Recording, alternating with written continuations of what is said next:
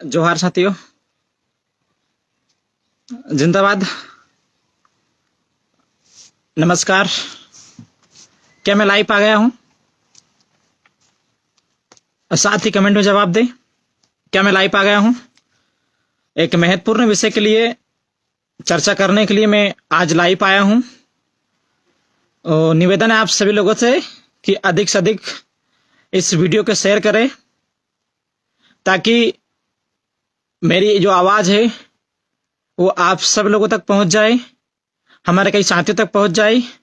क्योंकि हम इस दौर पे गुजर रहे हैं कि जिस दौर में सोशल मीडिया ही हमारे पास एक ऐसा चारा बचा है कि जहां हम लोग हमारे आदिवासी समाज के, दलित समाज के, पिछड़े समाज के लोगों की बात उन तक पहुंचा सकते हैं। साथियों, आप सब लोगों को बेहतर तरीके से पता है कि 7 तारीख को जो मेरे साथ जो घटना घटी थी, उसको आज लगभग करके 27-28 दिन बीत गए हैं। और आज मुझे सूचना मिली है कि प्रशासन की तरफ से आज मात्र 4 लोगों के खिलाफ ही एट्रोसिटी एक्ट और मामूली धारा में मुकदमा कायम किया है। हम कल्पना नहीं कर सकते, अंदाजा नहीं लगा सकते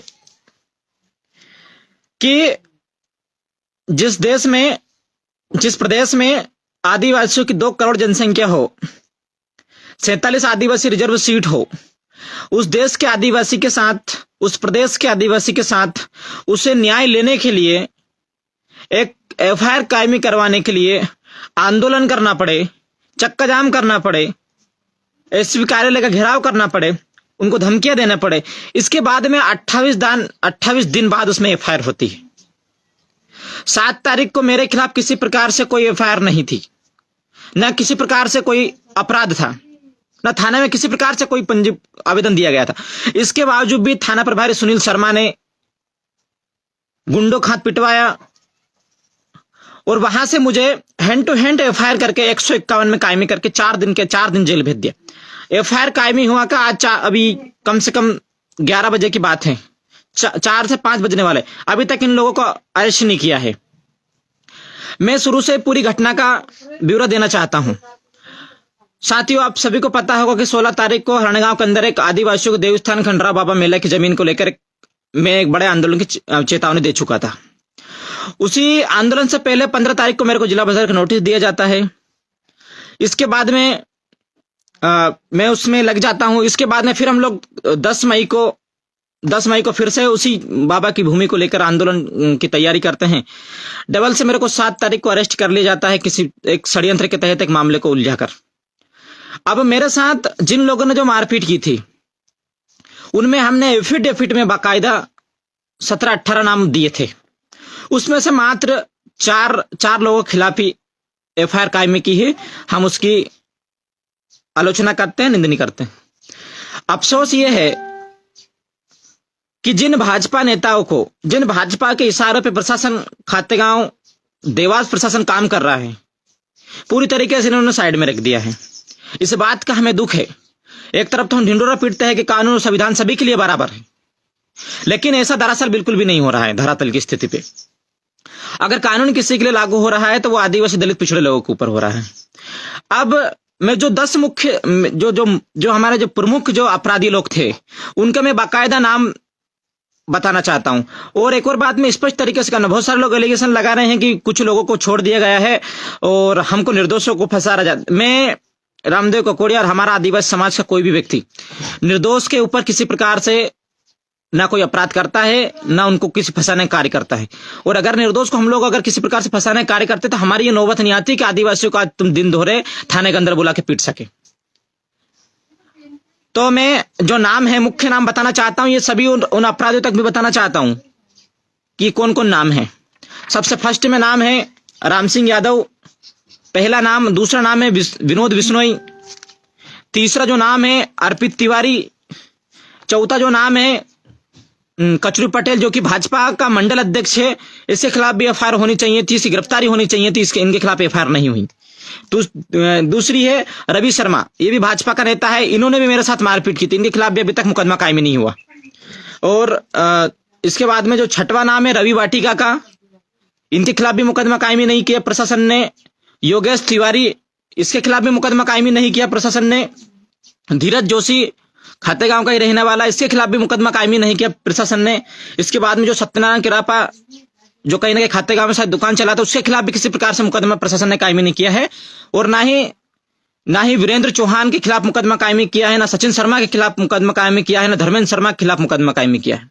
और इनके साथ में ऐसे 8 से 10 लोग वहां पे मौजूद थे जिन्होंने मेरे साथ मारपीट की है, मेरे साथ मॉब लॉन्चिंग करने की कोशिश की, मुझे जान से मारने की कोशिश की, लेकिन इनके खिलाफ अभी तक मुकदमा कायमी नहीं। मात्र 4 लोगों को एक लॉलीपॉप की तरह आदिवासियों को समझाने का प्रयास किया जा रहा है, जो कि हम मुकदमा बर्दाश्त नहीं करेंगे। ना ही सुनील शर्मा जो थाना प्रभारी टीआई उसको निलंबित, उसको बर्खास्त किया है, ना उसके खिलाफ एट्रोसिटी एक्ट में मुकदमा कायमी किया है। और बाकायदा अभी थाने की ही रिपोर्ट ये बता रही है कि जो डॉक्टर, मैं नहीं बोल रहा हूं, थाने की जो थाने में जो बयान हुए हैं, थाने में जिस आधार पर एफआईआर हुई है उसमें ये स्पष्ट बता रहा है कि खातेगांव में जो एमएलसी हुई थी वो झूठी थी। आशुतोष व्यास ने जो एमएलसी किया था उसमें चोट का जिक्र नहीं किया, लेकिन जेल रजिस्टर में चोट का जिक्र है। और वहीं जेल रजिस्टर के आधार पे कन्नौज में 10 तारीख को एमएलसी हमारा कराया गया था, और उसमें भी वही चोट बताई गई है जहां पे जेल रजिस्टर में बताया गया था। तो ये सरासर एफआईआर की कॉपी में सरासर उनकी तरफ से ही हमें एलिगेशन नहीं लगा रहे, उनकी तरफ से ये सारी चीजें दिख रही है कि किस प्रकार से आशुतोष व्यास डॉक्टर ने जातिवादी रवैये के चक्कर में मेरा एमएलसी नहीं बनाया, और मेरे साथ साथ ही कोर्ट को भी गुमराह किया है। इसके खिलाफ 420 का भी मुकदमा कायमी होना चाहिए, हमने ये मांग की थी। और हैंड टू हैंड एसपी महोदय, एडिशनल एसपी महोदय से हमने ये निवेदन किया था, लेकिन किसी प्रकार से कोई कार्रवाई नहीं हुई, और ना ही थाना प्रभारी को हटाया गया, उन्हें मात्र छुट्टी में भेजा गया है। आदिवासियों को बेवकूफ समझ के रखे हैं, हमारे ऊपर अत्याचार भी करोगे, हमारे अपराधियों को भी बचाओगे। और जिस प्रकार से आज जिन अपराधियों को बचाने में क्षेत्रीय विधायक आशीष शर्मा का रोल रहा है, हम सब जानते हैं। हम भी आदिवासी, हमारे अंदर भी दिमाग है, हम भी पढ़े लिखे लोग हैं। अभी निकाय चुनाव भी आ रहा है, इसमें आप लोगों को मुंह तोड़ जवाब भी देंगे। आपकी औकात नहीं है आप गांव के अंदर घुस सके। आप हर एक जगह आदिवासियों के ऊपर जिस प्रकार से अत्याचार होता है, आप हर एक जगह सपोर्ट करते हैं। नेमावर हत्याकांड में भी आपने सुरेंद्र चौहान का 3 बार विधायक महोदय आशीष शर्मा ने उनको छुड़वाया था। अगर इनकी काट रिकॉर्डिंग निकल जाए तो अपराधी आशीष शर्मा भी बन सकता है। हर एक क्षेत्र के अंदर अवैध गतिविधियों का संरक्षण देने वाले विधायक आशीष शर्मा आज भी इस मामले को लेकर प्रशासन के ऊपर दबाव बनाकर इन अपराधियों को छुड़वाने का काम किया, उनको बचाने का काम किया, जिसको हम बर्दाश्त नहीं करेंगे किसी भी कंडीशन में। हम लोग लड़ाई लड़ेंगे, लंबी लड़ाई लड़ेंगे, और जब तक हमें इंसाफ नहीं मिल सकता हम लोग चुप नहीं बैठेंगे, ना चैन से बैठेंगे। ना डरने वाले लोग हैं, न किसी कंडीशन में झुकने वाले लोग हैं। ये बात मैं बताना चाहता हूं। और हमारा सिस्टम, हमारा प्रशासन जिस प्रकार से काम कर रहा है, एक तरफा कार्रवाई कर रहा है, जिस प्रकार से गरीब लोगों के ऊपर इनकी कलम चल रही है, इनकी डंडा चल रहा है, इसमें हमको ध्यान के बावजूद 28 दिन अगर एफआईआर में कायमी करवाने में लग जाता है, एफआईआर कायमी करवाने में लग जाता है, तो आप अंदाजा लगा सकते हैं कि गरीब तबके के जो लोग हैं, मैं तो सम्मानजनक, जिसके पीछे हजारों की भीड़ खड़ी है, अगर उस व्यक्ति के साथ अगर ये कंडीशन होती है तो जो गरीब तबके का आदिवासी उसके साथ क्या होगा आप अंदाजा नहीं लगा सकते। हरियाणा गांव के अंदर भी अभिषेक शर्मा के द्वारा गरीब आदिवासी जो जहां पे जिनकी दुकान थी और वहां पे जो उनके देव स्थल थे उनको तोड़ दिया गया, उनके देव स्थल को हटा दिया गया। उसके चीज चक्कर में हम लोग आंदोलन तैयार किया, उसमें भी आशीष शर्मा ने अहम भूमिका निभाई, अधिकारी के ऊपर दबाव बनाया और वहां पे बिल्डिंग तनवा दी। चिंता नहीं कर, अगर रामदेव जिंदा रहेगा तो हम अतिक्रमण हटाएंगे, हमारे पूर्वजों की भूमि किसी भी कंडीशन में छोड़ेंगे नहीं। तो साथियों, जिस प्रकार से आज प्रशासन ने 28 दिन बाद जो कार्रवाई की है, हमें संतुष्ट करने के लिए हम उससे संतुष्ट नहीं है। हमारा निवेदन है कि जितने भी अपराधी है उनके ऊपर कल शाम तक कार्रवाई करें, अरेस्ट करके जेल भेजे। और सवाल है सरकार और प्रशासन के लोगों से मेरा कि जब डॉक्टर आनंद राय जी के ऊपर कुछ दिन पहले एक मतकाम शब्द कहने पर मध्य प्रदेश की क्राइम ब्रांच की टीम दिल्ली से उनको अरेस्ट करके लेके आती है, आज 4 घंटे हो गए, अपराधियों को अभी तक अरेस्ट नहीं किया। हमें थाने घेरने पर मजबूर ना करें, अभी तक अरेस्ट नहीं किया। और आनंद राय जी के खिलाफ में केस लड़ने के लिए वरिष्ठ वकील सुप्रीम कोर्ट के तुषार मेहता को उतारा गया, 1 करोड़ रुपए खर्च किया। मेरा सवाल है सरकार और प्रशासन के लोगों से, मैं गरीब तबके का व्यक्ति हूं, गरीब घर का व्यक्ति हूं, मेरा केस कौन सा वकील लड़ेगा, ये सरकार डिसाइड करे। अपराधियों को सजा दिलवाने के लिए मेरी तरफ से, सरकार की तरफ से केस कौन लड़ेगा ये सरकार डिसाइड करे। मैं चाहता हूं सरकार मेरा वकील करे, मेरा केस वो लड़े।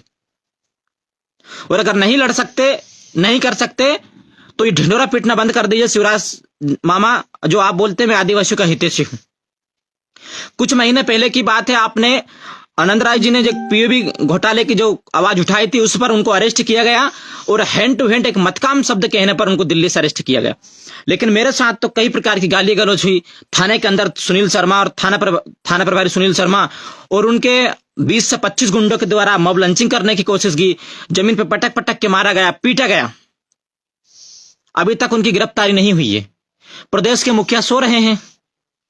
कई बार उनसे निवेदन कर चुके हैं कि इन किस प्रकार से क्षेत्र की व्यवस्था बिगड़ रही है, किस प्रकार से मध्य प्रदेश का कानून व्यवस्था बिगड़ रहा है। अगर नहीं संभला रहा है तो गृह मंत्री जी आप इस्तीफा दे दीजिए। हमारे किसी आदिवासियों को बिठाइए या फिर हमको बिठाइए, हम संभालते हैं कानून व्यवस्था किस प्रकार से संभाली जाती है। लेकिन आप जिस प्रकार से जातिवादक रवैया अपना के, जिस प्रकार से दबे कुचले लोगों के ऊपर जो कार्रवाई हो रही है, ये काफी निंदनीय है। कानून सभी के लिए बराबर होना चाहिए। जिस प्रकार से संविधान में जगह दे रही, कानून प्रधानमंत्री के लिए बराबर रहेगा और एक आम नागरिक के लिए बराबर रहेगा। लेकिन कहीं ना कहीं कानून एक मकड़ी के जाले की तरह बन गया है, जो सिर्फ और सिर्फ गरीब लोगों के ऊपर ही लागू होता है और बड़े लोग तो उस कानून को, फंदे को पूरी तरीके से फाड़ के निकल जाते हैं। अगर कल शाम तक कार्रवाई नहीं होती है तो हम लोग एसपी महोदय का भी घेराव करेंगे। मैं एक और विशेष बात बोलना चाहता हूं। हम लोग किसी भी कंडीशन में किसी को भी बख्शने की तैयारी में नहीं है। ये बात प्रशासन याद रखे। जिन्होंने अपराध किया है उनके ऊपर कार्रवाई होनी चाहिए। 28 दिन हो गए लेकिन अभी तक प्रशासन ने सीसीटीवी कैमरे फोटो चेक नहीं किए। 28 दिन हो गए हैं, जबकि एमएलसी रिपोर्ट में भी अच्छी तरीके से दर्शा दिया गया है कि इनको चोट के निशान थे, तो आखिर मारा पीटी हुई तो इनके ऊपर कार्रवाई क्यों नहीं हो रही है? सुनील शर्मा के ऊपर कार्रवाई क्यों नहीं हो रही है? उनको बर्खास्त क्यों नहीं किया? उनके खिलाफ एट्रोसिटी एक्ट, मॉब लंचिंग और षड्यंत्र करने की धारा पे मुकदमा कायमी क्यों नहीं करा अभी तक? ये हमारा सवाल है। और अगर नहीं किया तो हम लोग यहां से नहीं, हाई कोर्ट और सुप्रीम कोर्ट और राष्ट्रीय जनजातीय आयोग तक हम लोग जाएंगे और हम लोग जल्द ही मध्य प्रदेश के राज्यपाल महोदय मांगू भाई पटेल से हम लोग मुलाकात करेंगे। हम किसी भी कंडीशन में अपराधी को, हम आदिवासी लोग, जंगल में रहने वाले लोग, शांत स्वभाव के लोग रहने वाले, हम किसी व्यक्ति को छेड़ते नहीं और जो आदिवासी को छेड़ता है हम उसको किसी कंडीशन में छोड़ते भी नहीं। अपराधियों ने जिस प्रकार से धोखे से मुझे बुलाकर थाने के अंदर मारपीट की, कोई बहादुर आकर आमने सामने से आकर आप ये सारी चीज करते, हम आपको बताते। और कुछ नाम इसमें जो लोग वहां पे उपस्थित नहीं थे उनके भी से एक नाम एफआईआर में आया है, मैं उसका खंडन करता हूं। मनीष वर्मा का वो वहां पे मौजूद नहीं था, ना हमने एफिडेविट में नाम दिया है।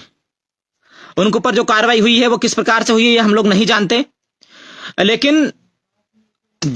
लेकिन जिन लोगों के ऊपर, जिनका एफिडेविट में नाम नहीं, किस प्रकार से क्षेत्रीय विधायक आशीष शर्मा एक गेम खेल रहा है, एक षड्यंत्र तरीके से अधिकारियों से एक शतरंज की तरह किसके ऊपर कार्रवाई करवाना है, किसके ऊपर कार्रवाई करनी है, कौन अपराधी रहेगा कौन नहीं रहेगा, ये थाना प्रभारी और अधिकारी लोग डिसाइड नहीं कर रहे। ये क्षेत्र का विधायक आशीष शर्मा डिसाइड कर रहा है। अपने अपने लोगों को सबको बचा ले गया, बाकी जो लोग थे उनके ऊपर कार्रवाई हो गई।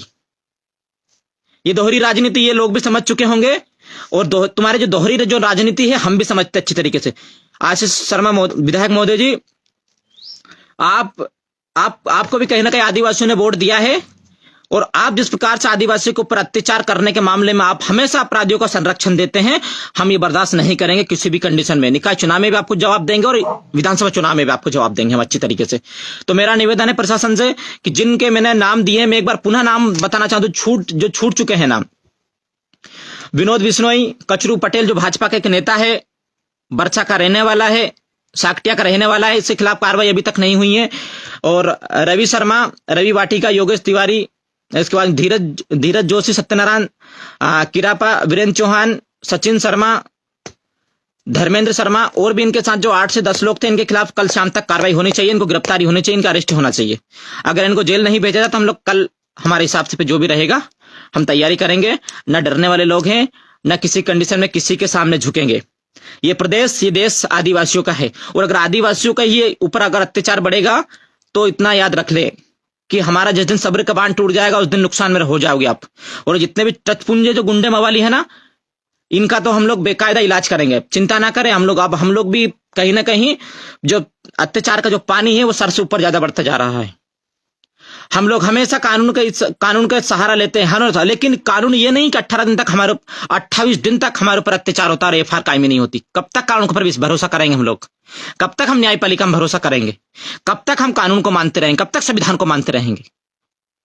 वो लोग पूरी तरीके से संविधान के विरोधी में बोल रहे हैं, उनके ऊपर किसी प्रकार से कोई कार्रवाई नहीं। वो संविधान को बदलने की बात कर रहे हैं, उनके ऊपर किसी प्रकार से कोई कार्रवाई नहीं। वो थाने के अंदर मारपीट करते हैं, इतना उनका हौसला बुलंद हो गया है, इतना उनके अंदर हिम्मत हो गई कि थाने के अंदर मारपीट करते हैं। प्रशासन को जबकि पहले ही दिन से सब कुछ पता था, इसके बावजूद भी प्रशासन ने 28 दिन तक इस मामले पर एफआईआर नहीं की। हम लोग जो जांच करता है, हम लोग उनको भी ऊपर कार्रवाई की मांग करेंगे। और अगर प्रदेश के मुखिया अगर शिवराज सिंह चौहान तक अगर मेरी आवाज पहुंच रही है, तो आप नींद से जागिए और कौन कौन अपराधी आदिवासियों के ऊपर अत्याचार कर रहे हैं, इनके ऊपर कार्रवाई करें, नहीं तो इसका खामियाजा आपका विधानसभा चुनाव में उठाना पड़ेगा। लिखकर रख लो मेरी बात को अच्छी तरीके से। तो सभी साथियों को मेरा फिर से निवेदन है, कल शाम तक अगर कार्रवाई नहीं होती है तो हम लोग किसी डरने वाले कौम के लोग नहीं है, 4 गुना ताकत के साथ हम लोग मैदान में उतरे हैं। और ना किसी कंडीशन में हम लोग, जब तक एक व्यक्ति के खिलाफ कार्रवाई नहीं होती। और मैंने फिर से वही बात में दोहराना चाहता हूं कि मेरा केस कौन लड़ेगा? डॉक्टर आनंद राय जी, जो हमेशा हर एक मामले पर आदिवासी के लिए लड़ते हैं, उनके लिए अपनी नौकरी तक गवा दी, उन्होंने सब कुछ कर दिया। उनके खिलाफ में सुप्रीम कोर्ट का वरिष्ठ वकील तुषार मेहता को सरकार ने उतारा था। मेरा सवाल है कि मेरे पक्ष में और अपराधियों के खिलाफ में कौन से वकील को सरकार उतारेगी, ये डिसाइड सरकार को करना है। मध्य प्रदेश मुख्य शिवराज सिंह चौहान को करना है। तो ज्यादा कुछ नहीं कहूंगा। ये जितने भी लोग हैं, इनके खिलाफ हम लोग चाहते हैं कि इनके खिलाफ कड़ी से कड़ी कार्रवाई हो। और ये 4 जो 3 लोग हैं, एक का नाम जो गलत आया गया है, मेरा निवेदन है प्रशासन इनका नाम हटाए, मनीष वर्मा जी का।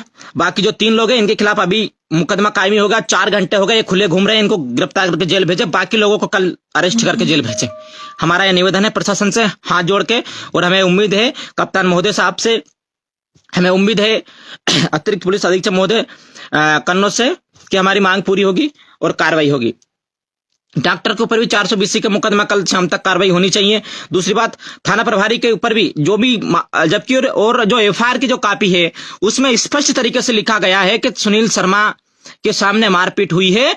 और दूसरी बात यह है कि दूसरी जगह भी ले जाकर मुझे मारा पीटा गया, यानी कि एक जगह गलती से मारपीट हो सकती है साहब, दूसरी जगह थाने के अंदर मारपीट नहीं हो सकती। इसका यह मतलब है कि पूरी तरीके से सुनील शर्मा इस मामले पर इन्वॉल्व था।